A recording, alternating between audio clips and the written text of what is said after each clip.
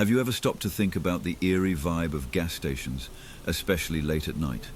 They're like tiny isolated worlds, bathed in harsh fluorescent light, surrounded by darkness. Maybe it's the hum of the pumps or the flickering neon signs, but gas stations have this unsettling energy, a sense that anything could happen. Remember those old, grimy outdoor bathrooms they used to have? The ones you had to get a key for and hoped you'd never have to use? Yeah, those places, creepy as hell. Think Michael Myers and the way he turned an ordinary pit stop into a scene of horror. Tonight, we delve into two spine-chilling tales set against the backdrop of these hauntingly mundane places. Without giving away too much, just know that the simplest mistake at a gas station can spiral into a nightmarish encounter that will leave you questioning every shadow you see. So buckle up and keep your eyes on the road, because you never know what might be lurking at the next stop. Let's dive into the terror that awaits in these stories. Story 1. The Lady at the Pump. Life's been a chaotic swirl since the breakup, trying to figure out who I am without Casey. 10 years together, and now it's just me, trying to navigate through a fog of emotions. I've been leaning on my mom a lot, which is both a comfort and a reminder of my codependency issues. We went to Mayo Clinic for her procedure recently, and I was relieved that she was fine afterward. But in those sterile halls, I realized how much I relied on others for my emotional stability. I've tried Al-Anon and Coda meetings, hoping to find some guidance, but those places felt suffocating, filled with stories that mirrored my own struggles too closely, casting a shadow over my hope. I'll find my way, though. I have to. I took a job at a gas station to keep myself busy, something to ground me while I figured things out. It was a typical blistering Arizona summer day, the kind where the heat wraps around you like a smothering blanket. The monotony of the job was almost a comfort until that one night. It was late, and the station was deserted except for a lone car pulling up to the pump. I watched from behind the counter as a lady got out, fumbled with the nozzle, and then disappeared from view. Moments later, she burst through the front door, her face pale and eyes wide with panic. "There's a problem at the pump," she stammered. I followed her outside, expecting a minor spill, but when I saw the scene, my blood ran cold. The nozzle lay on the ground, spewing gasoline onto the concrete. It wasn't just a spill, it was a pool of highly flammable liquid, spreading and shimmering under the harsh lights. "Holy shit," I muttered, my heart racing. "Shut down the pumps, evacuate the area, and call the fire department." I turned to the lady, who seemed rooted to the spot in terror. "No, ma'am. Don't get into your car and drive away. Don't touch anything." She nodded, tears streaming down her face as she backed away. I raced to shut off the pumps, and then dialed 911 with trembling fingers. The fire department arrived quickly, their faces a mix of shock and determination. "Wow," one of them said. "We've never seen anything this bad." For hours, we worked to clean up the mess, the oppressive heat adding to the tension. Sweat poured down my face, but I couldn't shake the feeling that something wasn't right. There was an eerie silence, a sense of foreboding that settled over the gas station like a dark cloud. As the firefighters finished up, one of them pulled me aside. "You did good, staying calm," he said, "but be careful. Gas stations, they have a way of holding on to bad energy." I nodded, but his words haunted me. That night, as I locked up the station, I couldn't shake the feeling of being watched. Every shadow seemed to move. Every creak of the building echoed too loudly. I chalked it up to nerves and exhaustion. The next day, I tried to brush it off. I threw myself into work, but the unease lingered. It was late again when I saw her, The same lady from the night before, standing by pump number 3, staring at me through the glass. Her eyes were dark voids, her expression unreadable. I stepped outside, the cool night air a stark contrast to the heat of the day. "Can I help you?" I called out. She didn't respond. She just stood there, unmoving. As I approached, a sickening realization hit me.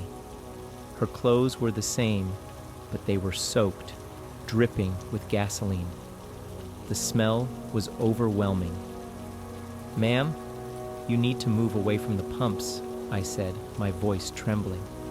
She tilted her head, a slow, unnatural movement. "You can't save them," she whispered, her voice like dry leaves rustling in the wind. I stepped back, fear gripping my heart. "What do you mean?" Her gaze locked onto mine, and I saw a flicker of something in her eyes. Despair? Anger? Before I could react, she pulled a lighter from her pocket, the tiny flame illuminating her face. "No!" I screamed, but it was too late. The explosion was deafening, the force throwing me backward. Flames roared to life, consuming the station in an instant. I lay on the ground, dazed and injured, watching the inferno. The lady was gone, vanished into the flames as if she had never been there. The fire department arrived again, but this time there was no saving the station. As I sat in the ambulance, clutching my bandaged arm, I couldn't stop shaking. I thought of my mom, of the relief I felt when she was okay, of my own struggle with dependency and the darkness of those meetings. But now, a new darkness had entered my life, one that I couldn't explain, one that left me with the haunting realization that sometimes the things we can't see are the most terrifying of all. Story 2, The Gas Station Warnings. Life after my breakup with Patrick has been a whirlwind of emotions and uncertainties. 10 years together, and now I'm left piecing together the fragments of my life, trying to hold on to my dreams of making it in music. There are days I feel like I'm losing that dream, but I remind myself to keep working hard, to keep pushing forward. My chaotic upbringing didn't help either. My mom was always overly anxious, my dad judgmental and often cruel, calling me fat during my middle school years. My brother, on the other hand, spiraled out of control, kicked out of multiple high schools because of his drug addiction. The stigma of his actions followed me. Friends' parents didn't let them come over to our house, fearing the trouble my brother's notoriety brought. It was a madness that pushed me to find solace in songwriting, a way to channel my pain and confusion into something beautiful. Recently, I met someone new. Let's call him Alex.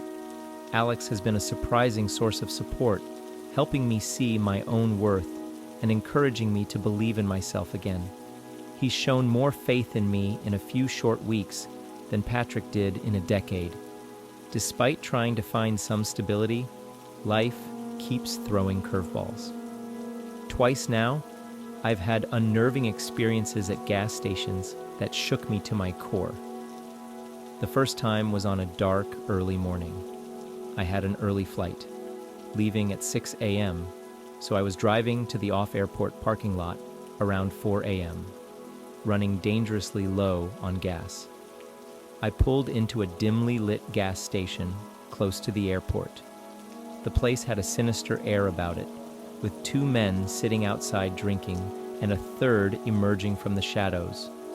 I was the only customer at the pumps, and as the third man started walking towards my car, a wave of vulnerability washed over me. My heart pounded as I realized how exposed I was. Without a second thought, I drove away, leaving without getting gas. The second incident happened just last week.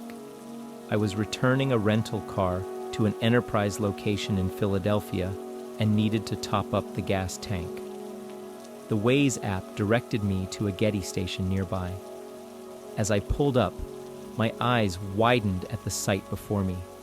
Every single pump was vandalized, with broken or missing panels and signs, shattered glass strewn across the parking lot. The station doors were all shuttered, except for one, with a weak, open light flickering above it. The scene screamed danger. I drove right through, not daring to stop, and returned the car without refueling. These experiences brought back memories of my childhood, the chaos that always seemed to lurk just below the surface. My mom's anxious nature, my dad's harsh words, my brother's destructive path, all of it had shaped me, for better or worse. It was these shadows from my past that pushed me into music, a refuge where I could pour out my soul. Alex has been helping me navigate through the storm. He encourages me to face my fears and reminds me that I have the strength to overcome them. But the fear I felt at those gas stations was something primal, something that took me back to the darkest corners of my past. One late night, I shared these stories with Alex. We were sitting in my small apartment, the air heavy with unspoken words. "It's like the world is testing me," I said, my voice barely above a whisper. "Every time I think I'm getting a grip on things, something like this happens." Alex looked at me, his eyes full of understanding. "You've been through a lot," he said, "but you're stronger than you know. These experiences, they're not just random. They're reminders of what you've survived and what you're capable of." His words gave me a strange comfort, a reassurance that maybe, just maybe, I could keep going. The next morning, I woke up with a renewed sense of purpose. I picked up my guitar, letting the music flow through me, transforming the fear and pain into something tangible, something real. But the memories of those gas stations lingered, a reminder that danger can be just around the corner, that vigilance is necessary. As I continued my journey, I held on to the belief that with hard work and determination, I could keep my dream alive. And with Alex's support, I started to see a glimmer of hope, a light at the end of the tunnel. Gas stations, once mundane and necessary stops, had become symbols of my struggle. They reminded me that life is unpredictable, that sometimes the scariest things are not what we see, but what we feel.